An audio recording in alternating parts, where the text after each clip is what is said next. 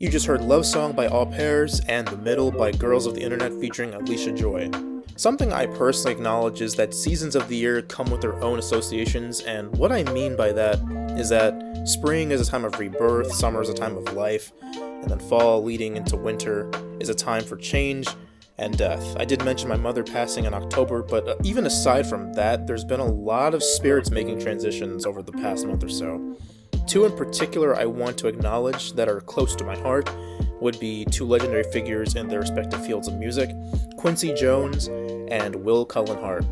Quincy Jones is among the greatest producers of all time, having a hand in so many timeless classics and boosting the career of one Michael Jackson at perhaps the zenith of his popularity. One of my favorite songs he produced was a cover of the Brothers Johnson song I'll Be Good to You, performed by Ray Charles and Chaka Khan. It was super indicative of its time, and one thing Quincy had a knack for was keeping a sharp hook in the musical trends of the time. So to honor his memory, I picked that very tune. Now, for many of you, the name Will Cullen Hart may not be as recognizable as a musical giant like Quincy Jones, but make no mistake, Will played an immensely pivotal role in shaping indie and psychedelic rock of the 90s and 2000s, and even today.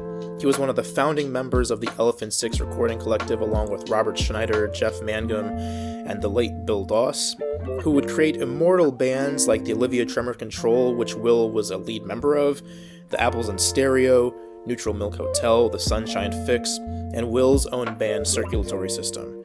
Will was perhaps the greatest creative powerhouse out of all of them, writing transcendent lyrics, crafting mercurial songs, and even creating the company logo and painting album covers. So to honor his memory, I picked an Olivia Tremor Control song he sang lead on called A Peculiar Noise called Train Director.